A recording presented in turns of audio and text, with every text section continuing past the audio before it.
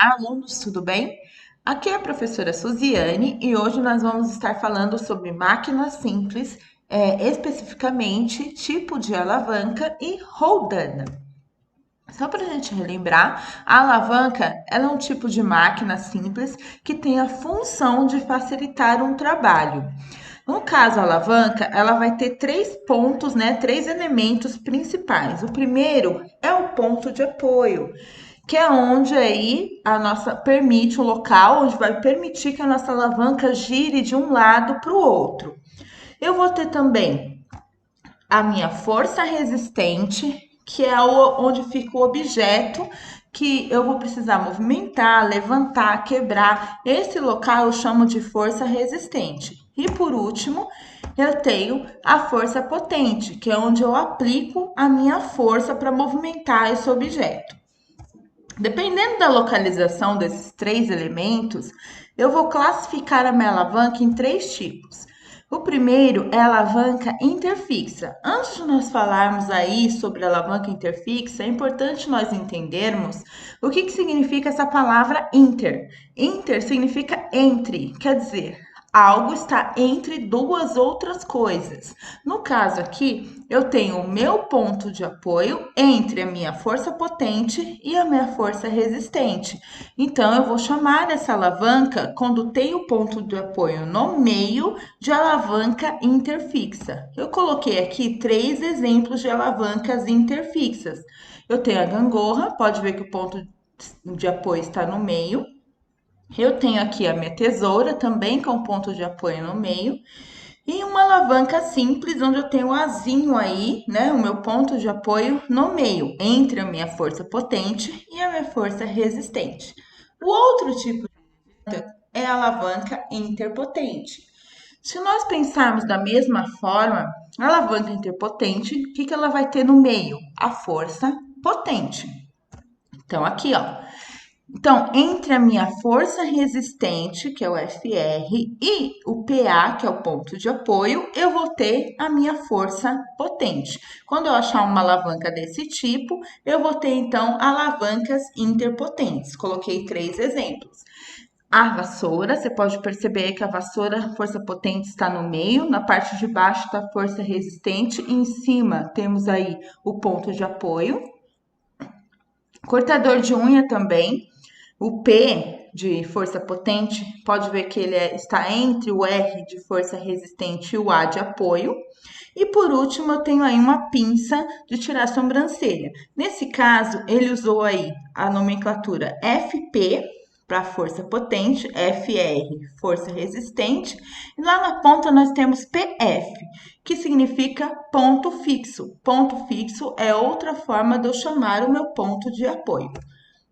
Por último, nós vamos ter aí a alavanca interresistente. A alavanca interresistente, o que eu vou ter no meio?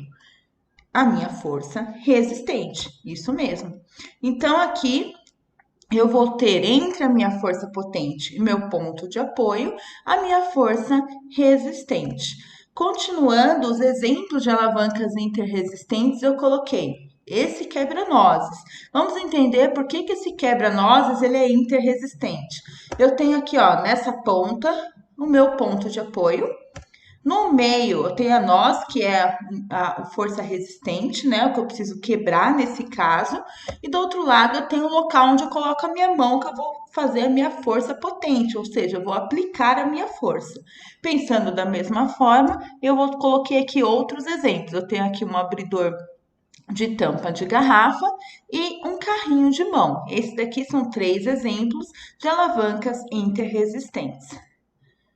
Passando agora para outro assunto, nós vamos falar sobre roldanas ou polias.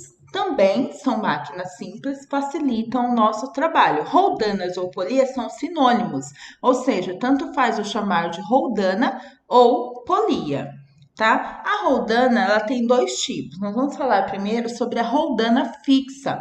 A roldana fixa, ela muda a direção da força aplicada. Vamos entender o que é isso. Então, eu tenho aqui um homem carregando uma caixa. É óbvio que esse homem aqui pode ver que está com muito sacrifício. Como que ele fez para pegar essa caixa? Ele se agachou, pegou a caixa e está aí carregando ela. Se ele usasse, por exemplo, o sistema de roldana, olha o que, que nós íamos ter. Um homem levantando a mesma caixa, só que agora, como ele está usando uma roldana, ele consegue, no lugar de se agachar, ele puxar a caixa pela corda, de cima para baixo. Isso facilita o trabalho dele. Essa roldana ela é chamada de roldana fixa. Por quê? Pode ver que ela está fixada no teto. Ela pode estar fixada no teto ou numa madeira, tanto faz. Quando a roldana está presa em algum lugar, nós chamamos então ela de roldana fixa. Então, aqui ela está mudando a direção. Por que ela só muda a direção? Olha nesse outro exemplo. Eu tenho aqui ó, um objeto, certo? Que ele tem o peso de 100 newtons. E a força aplicada para levantar esse objeto também é de 100 newtons, ou seja, não está reduzindo a força aplicada. Por que que não reduz, professora?